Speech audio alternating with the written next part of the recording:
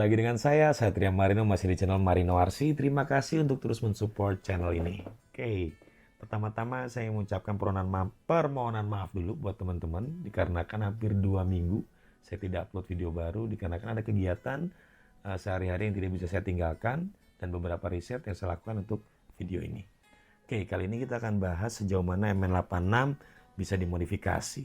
Kalau dilihat 3 unit rig di depan saya ini, semuanya dari MN86.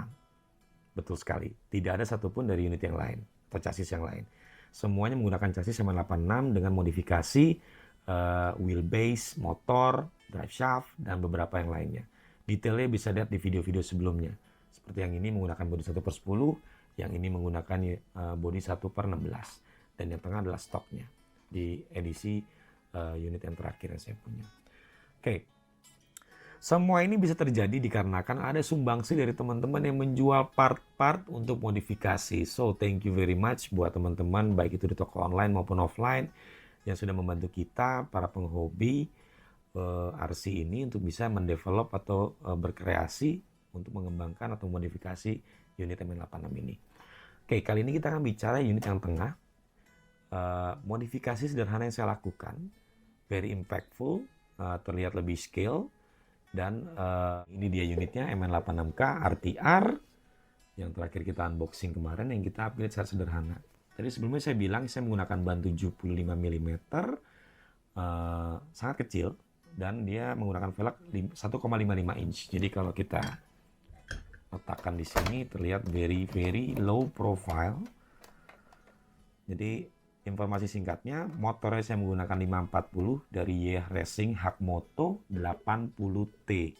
Jadi kelihatan sangat low. Pinionnya saya pakai 13T. Kemudian suspensi adalah suspensi dari MN D99 yang aftermarket. Sedikit modifikasi yang saya lakukan di suspensi juga. Kemudian saya menambahkan anting supaya dia bisa traveling jauh lebih baik dibandingkan stoknya. Kemudian ini yang salah satu yang penting, saya menggunakan gear spur metal. Jadi saya sempat lihat juga di media sosial ada yang menggunakan gear spur metal di MN86 dengan gear spurnya HSP. Yang di tempat saya ini ada sedikit perbedaan yang kita lakukan. Jadi kita menggunakan gear spur dari Sakura yang biasa digunakan di drift car yang berukuran 80T. Kuncinya adalah ukuran outer diameternya sebisa mungkin harus mirip. Dia itu di angka 43 mm, karena apabila outer diameter dari gear spurnya berbeda, maka akan tidak masuk dalam gearboxnya. Terus yang kedua yang penting adalah inner diameter dari gear spurnya itu sendiri. Kenapa ini penting? Karena batang dari gear spurnya akan tidak pas atau menjadi oblak. Nah, kebetulan di Sakura ini inner diameternya itu berbeda. Outer diameternya sama 43 mm, tapi inner diameternya dia di angka 9,5 mm. Jadi artinya terjadi atau terdapat selisih untuk batang dari gear spurnya stok dari MN86. Otomatis ada sedikit modifikasi yang saya lakukan. Oke, mari kita buka. Oke, teman-teman. Ini sudah dibuka bodinya, terlihat chassisnya, dan motornya juga saya udah copot. Terlihat di sini saya menggunakan Hakmoto 80T, kemudian gear pinionnya 14T, dan gear spurnya saya menggunakan gear spur dari Sakura berukuran 80T dengan outer diameternya 43 mm. 43 mm itu sama dengan ukuran stoknya dari gear spur plastiknya MN86. Akan tetapi ada sedikit adjustment yang saya lakukan. Ya, sebelum kita buka gearboxnya, kita cek sound dulu, teman-teman. Lihat di sini.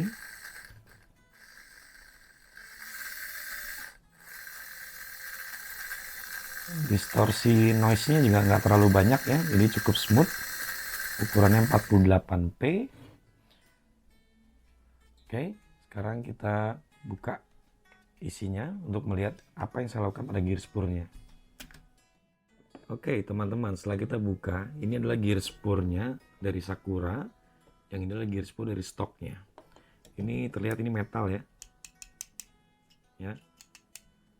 Kemudian ini ukurannya itu adalah 43 mm.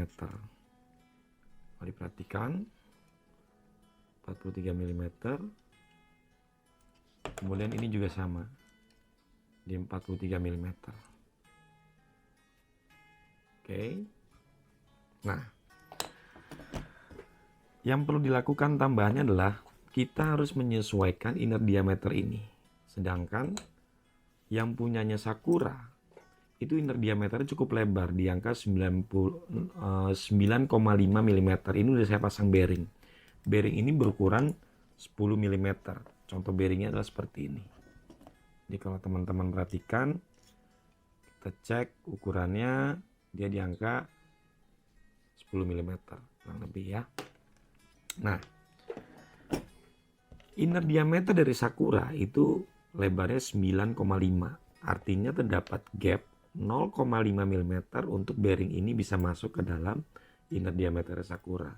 Otomatis saya melakukan sedikit pelebaran di inner diameternya Sakura, Gearspur Sakura, sebanyak 0,5 mm.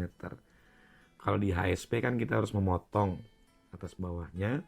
Kalau di sini kita hanya melebarkan, atau contohnya seperti ini, melebarkan inner diameter ini menjadi 10 mm sehingga bearings ini bisa masuk. Gunanya bearings ini adalah untuk menstabilkan posisi tiang gearspurnya. Jadi kita pasang. Oke, sebelum ini terpasang saya informasikan juga bahwa padnya ini saya ambil dari gearspurnya stok. Akan tetapi pad yang dari stok ini memang cukup tipis. Jadi saya membuat 2 lapis per satu sisinya supaya dia lebih tebal. Kenapa? Supaya ringnya ini bisa mengunci cukup kuat. Karena kalau tidak mengunci, maka dia akan spinning di tempat. Jadi kalau kita pasang seperti ini, kemudian ini yang bearingnya sudah terpasang, kita masukkan, jadi tidak oblak atau pas ukurannya ya teman-teman ya.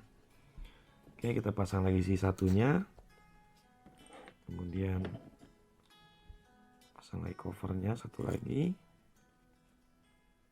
sesuaikan springnya